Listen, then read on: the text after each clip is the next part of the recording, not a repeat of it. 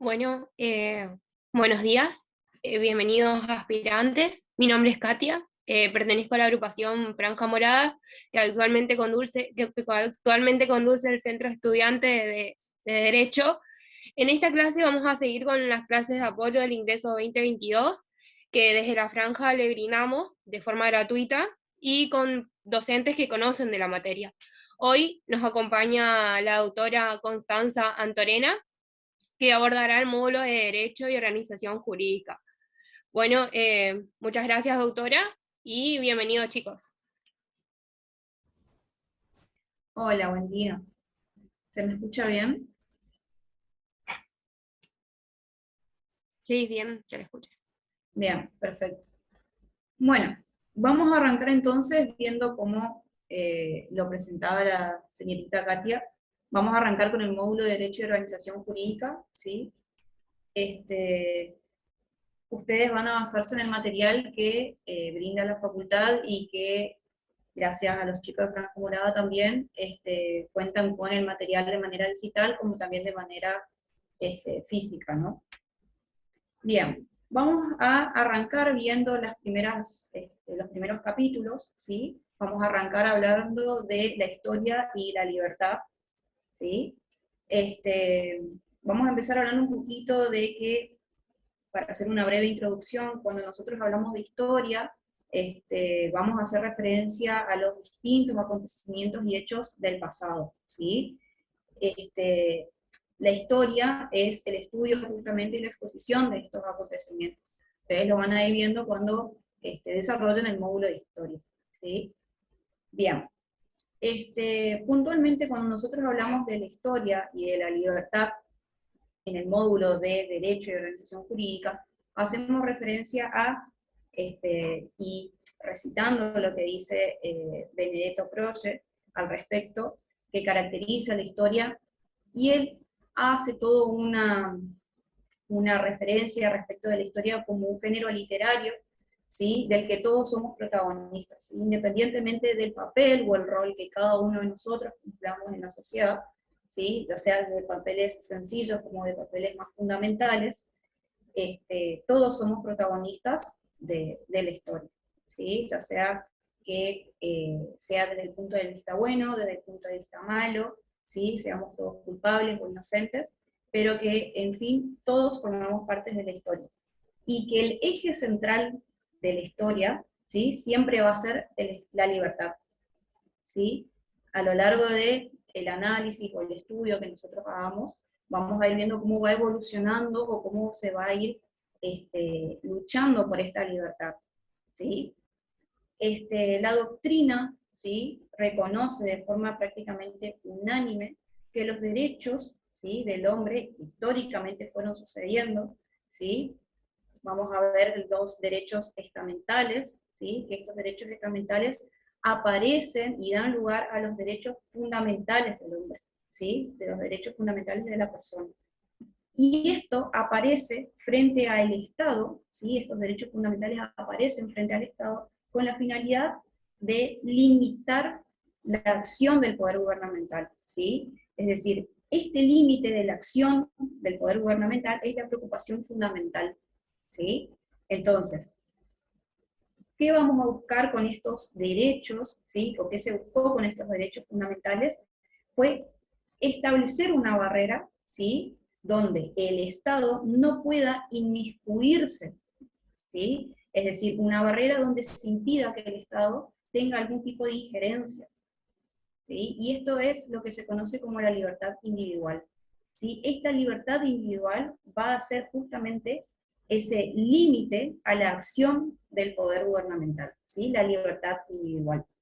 Estos derechos del hombre, ¿sí? O estos derechos de las personas que son reconocidos y protegidos por los derechos positivos, ¿sí? El ordenamiento jurídico positivo de los estados, y que por esta razón, ¿sí? Justamente imponen determinadas obligaciones esenciales a los estados, ¿sí? En el caso de un estado, específicamente frente a su población, ¿sí? Estos derechos del hombre, ¿sí? Estos derechos del hombre que, repito, reconocidos y protegidos por el ordenamiento jurídico positivo, se van a manifestar a través de las distintas garantías individuales, ¿sí? Como eje principal, repito, la libertad individual, ¿sí? Entonces, ¿qué tenemos cuando nosotros hablamos de historia y libertad? ¿Sí?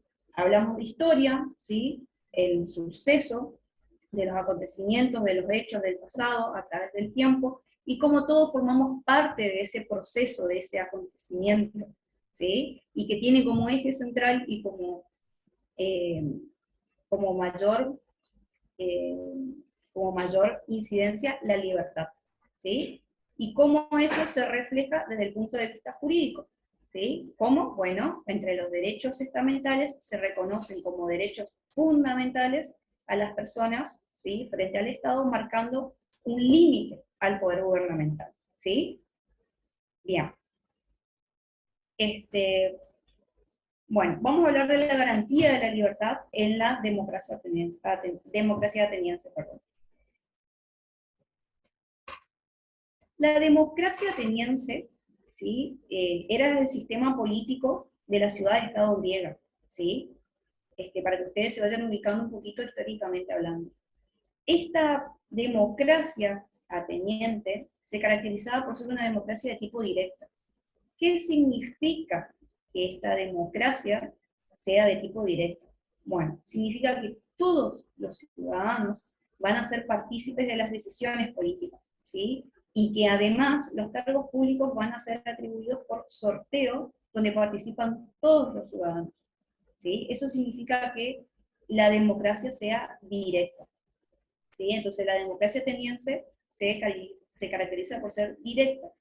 A su vez, se basaba o tenía sentado determinados principios, ¿sí? Esta democracia que se basaba justamente, volviendo un poquito para atrás, la libertad, ¿sí? La igualdad de palabra o libertad de expresión, y también el principio de la igualdad ante la ley, ¿sí? Estos eran los principios en los que se asentaba la democracia ateniense. En el siglo IV antes de Cristo aparece en Grecia lo que se consideró como el primer iluminismo. ¿Por qué se habla de primer iluminismo? Bien, porque se llega al campo propio del hombre, ¿sí? Cuya suprema dimensión consiste en la libertad, ¿sí? En que el hombre se sitúe libre por encima de su destino, ¿sí? Eso es lo que hace referencia cuando hablamos del primer iluminismo en Grecia, ¿sí? En esta etapa, o en este periodo de la historia, se destacan los filósofos considerados o denominados sofistas, ¿sí? Los sofistas fueron filósofos griegos que se los consideraban maestros por su sabiduría y elocuencia, ¿sí? Y justamente por la gran variedad de sofistas que había en la época, se considera que había una rica variedad de pensamientos, como así también de pensadores, ¿sí? Estos sofistas, estos filósofos, fueron los que llenaron de vida a Grecia. Justamente por este rico contenido de pensamientos, ¿sí? Es que tuvo sus pros y sus contras, ¿sí? Sus pros porque muchas veces coincidían en algunos pensamientos, que era lo bueno, pero aparecía la dificultad cuando esta variedad de pensadores se contradecían entre sí, ¿sí? Dentro de los sofistas más importantes que podemos mencionar, tenemos a Protágoras, ¿sí? Protágoras fue el pilar de la era sofística, ¿sí? Fue considerado, o es considerado, como el padre del pensamiento democrático del Occidente, y eh, su trabajo, ¿sí? Se caracteriza por eh, contando en lo que es este módulo específicamente, en la fábula de Prometeo y Epimeteo, ¿sí? Si ustedes leyeron el material, van a saber de qué se trata esta fábula. En caso de que no lo sepan, yo les hago una breve síntesis. Básicamente lo que dice Protágoras es que Prometeo y Epimeteo se encargaron de distribuir determinadas cualidades a personas seleccionadas, ¿sí? A determinadas personas, como sea, por ejemplo, la medicina. Y solo pocas personas lo iban a saber, no todos los ciudadanos, ¿sí? Y que Zeus, en su momento, ordena a Hermes, ¿sí?, que distribuya en la población el pudor y la justicia. ¿Sí? Este pudor y justicia se le otorgaba a los hombres con la finalidad de que puedan construir sus propias ciudades. Para ello, Zeus lo que ordena a Hermes es que la distribución debe hacerse equitativamente para todos, ¿sí? Para todos los ciudadanos, para que puedan ser partícipes, ¿sí? Para que todos puedan participar eh, en la sociedad, ¿sí? A su vez, Zeus dice que estas personas, al poder, al ser dotados eh, de, de pudor y justicia, ¿sí?, van a dictar una ley en su nombre. Y que todos los hombres que participen en la sociedad se van a guiar por esa ley, ¿sí?, por esa ley. Y que en caso de que no lo hagan, se los iban a desterrar, ¿sí?, iban a ser desterrados, exterminados, ¿sí?, y considerados como pestes de la sociedad. ¿Por qué? Porque se consideraba que ya todos los hombres iban a tener justamente el pudor y la justicia para poder formar parte de la sociedad, ¿sí? Entonces, aquellas personas que no se adapten o no acaten, ¿sí?, las leyes dictadas en su nombre, entonces no podían formar parte de la sociedad, ¿sí? Entonces, ¿qué dice o qué se concluye de esta fábula? Bueno, que las leyes van a ser un producto de la voluntad de todos los hombres. ¿Por qué? Porque todos los hombres justamente poseen la aptitud ética para poder participar en la formación de la ley, ¿sí? Entonces, esta fábula aparece justamente como explicación de por qué todos los hombres, ¿sí?, poseen aptitud ética para justamente participar en sociedad y participar en la formación de leyes, ¿sí? Esta época de Grecia, ¿sí?, se caracterizó justamente por la garantía que se le da a la libertad personal de poder ejercer el gobierno, ¿sí?, por el mismo ciudadano, ¿sí? Entonces,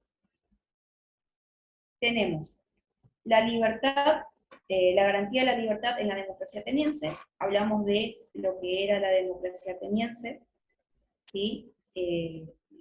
Cómo se caracteriza por ser directa, los principios en los que se basa, ¿sí? Hablamos de los sofistas. No solamente está Protágoras como el gran sofista de la época, sino que también tenemos a Calicles. Calicles fue el defensor de los derechos del más fuerte. Tenemos también a Trisimaco, que fue panegirista del derecho positivo, ¿sí? Es decir, él alababa el derecho positivo entendido como conjunto de normas, ¿sí?, fundamentales que se dictan en un Estado para el cumplimiento de sus fines.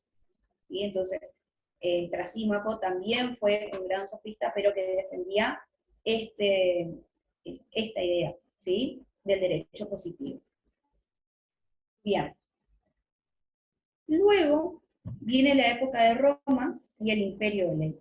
Y acá esto es gran importante para lo que es toda la carrera del derecho, ¿sí? Porque está prácticamente aceptado y generalizado de que en Roma, ¿sí?, se realiza el aporte más significativo o importante para nuestro derecho, ¿sí?, para la cultura universal, que es justamente el derecho, ¿sí? ¿Qué pasó en la época de Roma?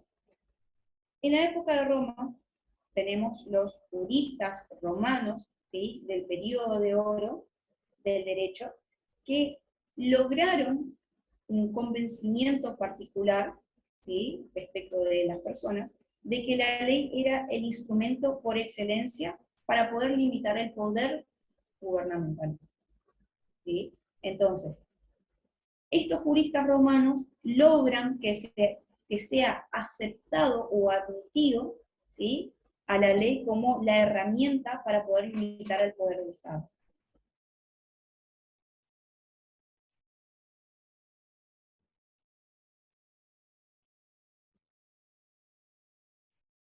Bueno, disculpen si digo mucho sí, acá estoy leyendo los comentarios.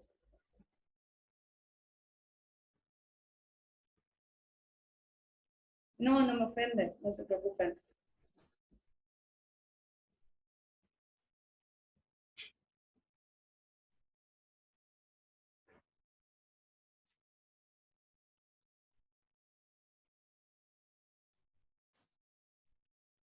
Bien. Bueno, continuando con el tema de Roma y el imperio de ley. En Roma aparece el aporte importante que realiza el emperador Justiniano para el derecho, ¿sí? Justiniano se propone reorganizar el imperio. Y para poder reorganizar el imperio, debía primero reorganizar al sistema jurídico, es decir, reorganizar todo el derecho. Y para ello, ¿sí?, consideraba que era necesario dejar de lado las leyes que se consideraban obsoletas y redactar aquellas que fueran realmente necesarias para satisfacer necesidades del momento. Con el propósito justamente de reorganizar al imperio, es que crea o nombra una comisión de 10 hombres, así se la denomina, comisión de 10 hombres. Esta comisión estaba dirigida y orientada por el jurista bizantino, ¿sí?, Triboniano. Triboniano fue el consejero jurídico de Justiniano y era el que el emperador consideraba con gran capacidad para poder llevar adelante esta misión de reorganizar el derecho. Esta comisión logra en el año 529 el Código de Justiniano. El Código Justiniano es un compendio de leyes, más específicamente de 4.652 leyes, y fue la primer gran obra elaborada dentro del proceso de recopilación del derecho romano de Justiniano. Este Código Justiniano no es el único fruto de esta comisión de 10 hombres, sino que a su vez se complementa por lo que se conoce como digesto o pandectas, que tiene lugar en los siglos II y III. Este digesto o pandectas es una de las 4 partes en las que se divide esta gran compilación realizada por Justiniano. Es una colección de 50 tomos de opiniones legales que sirve para orientar a los jueces respecto de la interpretación del código. Es decir, tenemos el Código de Justiniano, pero a su vez tenemos el digesto o pandectas que van a decir cómo se tiene que interpretar dicho código. Bien. Más allá de esto, también la comisión de 10 hombres logra o crea las institutas de Justiniano. Las institutas de Justiniano tienen lugar en el año 533 después de Cristo, está compuesto por 4 libros, y la finalidad de estas institutas de Justiniano es la de componer un manual, ¿sí? Ustedes lo van a leer en el material, dice manual didáctico con fuerza de ley, es por la gran importancia que tiene, porque este manual lo que hace es facilitar la enseñanza y el estudio del derecho, ¿sí? Cómo se tiene que aplicar todo lo que se realizó con anterioridad. Ahora bien, posterior a ello, se añaden o tienen lugar las novelas, en el año 535 después de Cristo. Estas novelas, ¿sí?, son aquellas leyes que fueron dictadas por los distintos emperadores, ¿sí?, después de publicar el código ante situaciones no previstas. Es decir, se sancionó el código de Justiniano, teníamos el digesto de Pantectas, teníamos las institutas de Justiniano, pero ante situaciones que no fueron previstas al momento de su redacción, se dictaban las novelas. ¿Sí? En las novelas se sistematizaron las distintas leyes creadas por Justiniano. Y esto es lo que da lugar a la configuración de lo que se conoce como el Corpus Iuris Civilis. El Corpus Iuris Civilis es la mayor contribución o la contribución más importante que realiza Justiniano para la cultura universal. ¿Por qué? Porque más allá de que no solamente rigió en la época de Justiniano, sino que continuó por 900 años más rigiendo en Roma y permitió que Constantinopla sea o se transforme en el centro de vida política y cultural del mundo. Es decir, el Corpus Iuris Civilis es la más importante recopilación del derecho que se hace en Roma. ¿Sí? Bien. vamos a ver un poquito los derechos estamentales medievales. Los derechos estamentales medievales. En el medioevo, o Edad Media, se presentaba al hombre desde una estructura, ¿sí?, de orden jerárquico de manera natural, ¿sí? Este orden jerárquico de estamentos era un estatus desigual en aquella época, ¿sí? Es decir, cuando nosotros decimos que había un orden jerárquico de estamentos, nos estamos refiriendo a los estatus o el estrato social que se le asignaba a las personas. Este estrato social, este estamento, va a ser definido por distintas características, ya sean socioeconómicas, culturales, profesionales. En aquella época se asentaba esencialmente sobre el principio hereditario.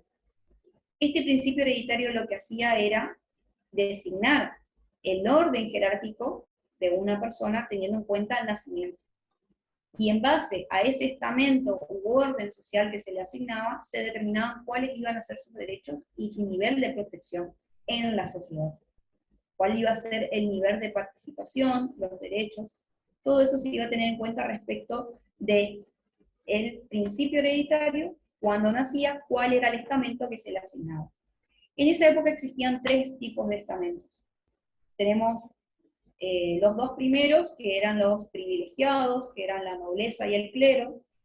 La nobleza y el clero estaba constituido por los monarcas, los señores feudales, los caballeros, teniendo en cuenta siempre el linaje o los planes aristocráticos. En base a eso se iba a determinar si componía a la nobleza o el clero dentro de los estamentos. Y tenemos el tercer estamento que estaba compuesto por los campesinos, los artesanos y los comerciantes. Esta estructura estamental es lo que da nacimiento o lugar a los que se conocen como derechos estamentales. En 1215 tiene lugar lo que se conoce como la Carta Magna Inglesa o la Gran Carta, ¿sí? Esta Carta Magna Inglesa fue redactada en Francia y estuvo a cargo de el cardenal Langton. Este cardenal era la cabeza de aquellos varones que se sublevaron al rey Juan I de Inglaterra, o también conocido como Juan sin Tierra. Y esta carta fue el punto de inflexión para los derechos humanos, en el reconocimiento de determinados derechos, ¿sí? ¿Qué pasó en esa época? El rey Juan sin Tierra había gobernado violando un determinado número de leyes y tradiciones antiguas con las que siempre se había gobernado Inglaterra. Entonces, a través de esta gran carta, en el que se puso fin al conflicto que tenía el rey con los señores feudales, se logra que la mayor parte de los contenidos, o de los derechos contenidos en ella, sean limitaciones al poder del rey. Entonces, a través de ella, el rey se comprometía a respetar ciertos derechos. Una de las cláusulas más importantes que tuvo esta gran carta fue la de la prohibición de los arrestos, de que no puedan ser desposeídos de sus bienes, costumbres o libertades, sino antes mediar un juicio seguido por sus pares y conforme a las leyes del país. Fíjense, esto traducido en lo que sería en nuestro ordenamiento jurídico actual, sería lo que se conoce como un juicio previo, ¿sí? El debido proceso. Eso es lo que se reconoce en esta carta, en un principio. Que, bueno, a lo largo del estudio ustedes van a ir viendo lo importante que es esta carta, ¿sí? Por eso yo les decía que es un punto de inflexión de los derechos humanos, porque la Convención Americana de Derechos Humanos, como así también otros pactos, reconocen como derecho de las personas el debido proceso. Fíjense, por eso les digo la importancia que tiene esta carta, que ya desde que se dice que una de las cláusulas más importantes es justamente la prohibición de ser arrestado, aprisionado, desposeído de sus bienes, costumbres y libertades, sino en virtud de juicio seguido ante sus pares y conforme a las leyes del país. ¿Sí? Es así como aparecen los distintos fueros, ¿sí? Los más importantes o los más conocidos son el Fuero de Castilla y Aragón, elaborado justamente por hombres libres, en base a esta cláusula reconocida en la Gran Carta. Bien. Finalizando la Edad Media, en el año 1492, se llega, a ver, estoy leyendo los comentarios. El juicio tiene que ser antes de los 20 días. Bien. Ahora, bueno, termino de exponer, porque yo le comentaba a la compañera de Franja Morada que hoy vamos a terminar un poquito antes.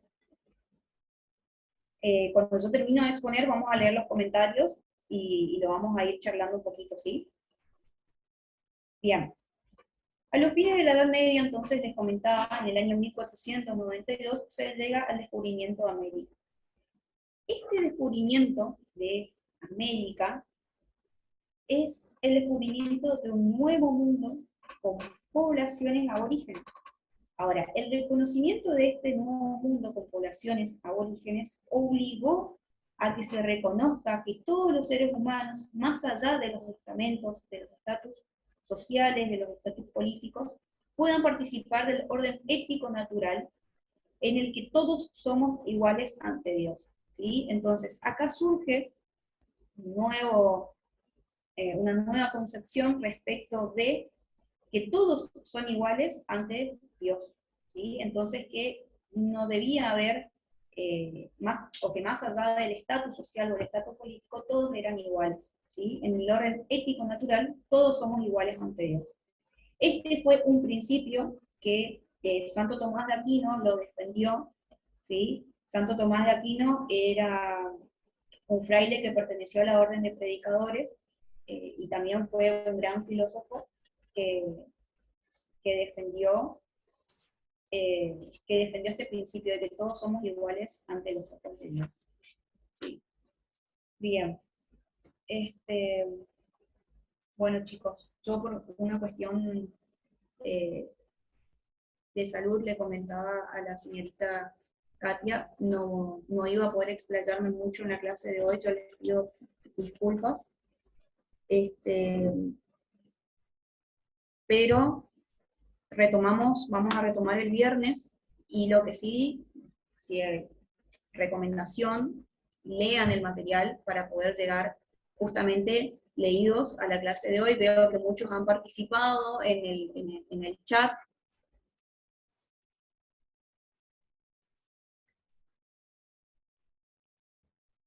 Voy a saltearme la parte en la que se pelean un poquito.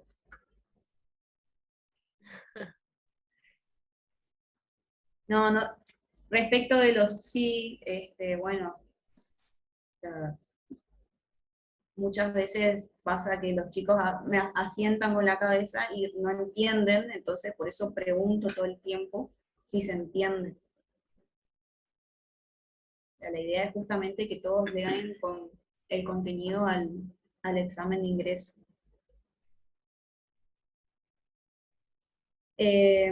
Respecto de los estatus sociales, acá que veo que dice si puede repetir los estatus sociales, son tres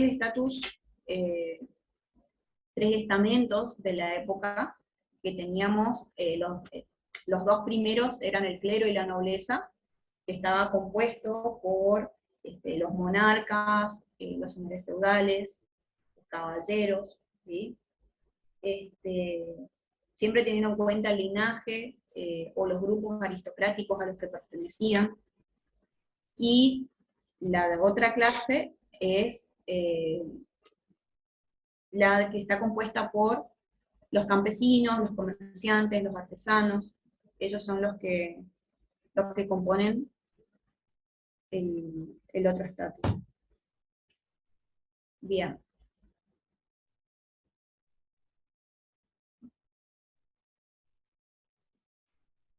Ahí está justo un compañero, una compañera lo repitió. Es decir, que los derechos estamentales se basan en los derechos que tenían las personas respecto al estamento que le era concebido. Claro, es decir, teniendo en cuenta, no sé si se acuerdan que yo les hablé de que en esa época el carácter diferenciador de los estatus se tenía en cuenta el principio hereditario, es decir, teniendo en cuenta en la familia que naces, era el estatus que se te asignaba. Entonces, acá te dice, se basan en los derechos que tenían las personas respecto al estamento que le era establecido. Claro, es decir, en base a tu estamento, ¿sí? Ibas a tener determinados derechos y ibas a tener determinada protección. Lógicamente, las personas del clero y la nobleza iban a tener mucho más derechos que las demás personas, de los otros estamentos.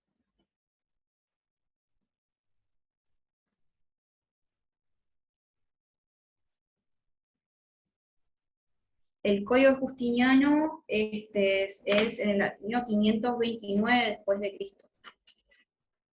529 después de Cristo, digestos o pandectas, siglo II y III, las institutas de Justiniano en el año 533 después de Cristo, y las novelas en el año 535 después de Cristo.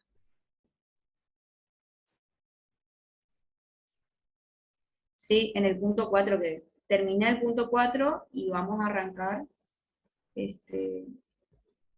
vamos a retomar y vamos a seguir, chicos, ahí sí, con la mayoría de los temas. Bueno, muchas gracias a todos. Acá, profe, quería saber cuál era la postura de Protágoras contra la polis.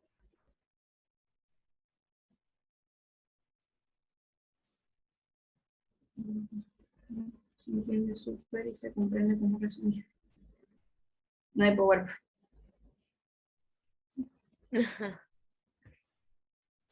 Más o menos hasta qué página vamos a hacer. Bueno, me dan un momentito, yo les digo hasta qué tema vamos a ver la clase que viene. Agarro.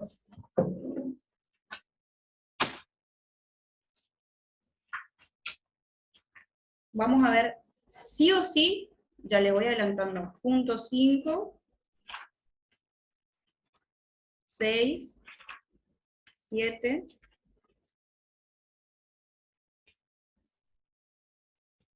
8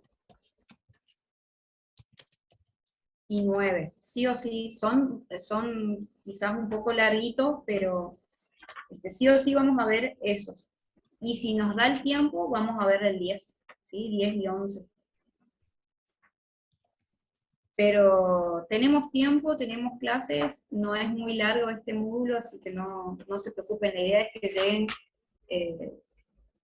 a hacerlo lo más didáctico posible.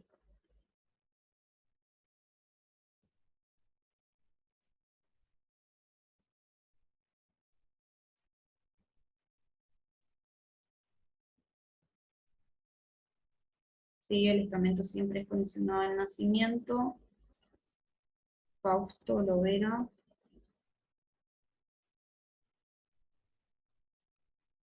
¿Cuál es la biografía? La bibliografía. La bibliografía es la designada por la facultad. Podés comunicarte con los chicos de Franja, ellos tienen el material digitalizado. Se llaman Los derechos del hombre a los derechos humanos. ¿Sí? De Javier Patiño Camarena.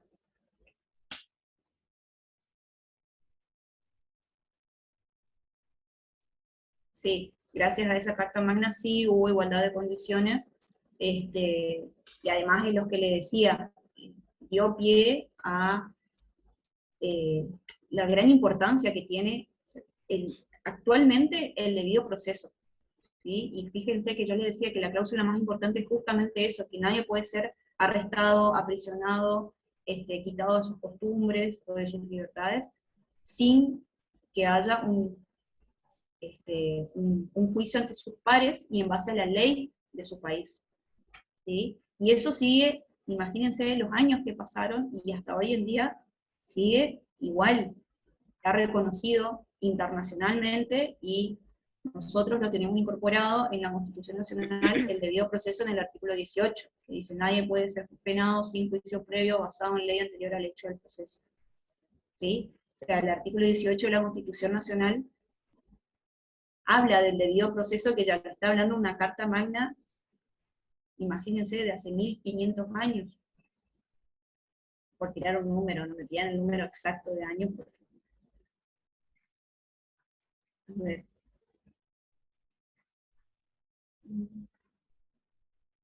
No, no se preocupen, yo no me ofendí.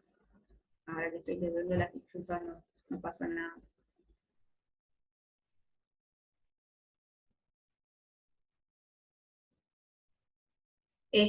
Katia, acá preguntan si las clases las suben, yo eso la verdad desconozco.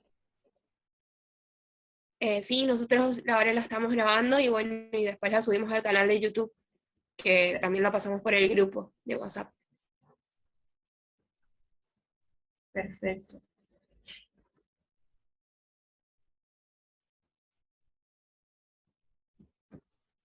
Los artículos que están en el último capítulo, ¿es necesario estudiarlo o podemos obviarlo? El último capítulo del libro sería, que son los artículos de la Declaración Universal de Derechos Humanos. Y yo le diría que sí, el material es corto y si la universidad considera que este es un material de ingreso, ustedes lo tienen que estudiar. Sí o sí. Yo no puedo decirles que sí y que no entra. Pero les repito, si la universidad considera que ese es el material de ingreso, lo tienen que estudiar, sí o sí. Gracias. Sí, estoy un poquito decaída, sí. Te agradezco. Bueno, chicos, les reitero mis disculpas de terminar temprano hoy. No quería suspender la clase, quería por lo menos dar o presentarme y dar una clase de introducción. Y bueno, mi recomendación, les repito, lean todo lo que nosotros habíamos, todo lo que les había dicho hasta el punto 9, punto 10 inclusive, y si podemos llegar al punto 11, lo vamos a llegar. ¿Sí?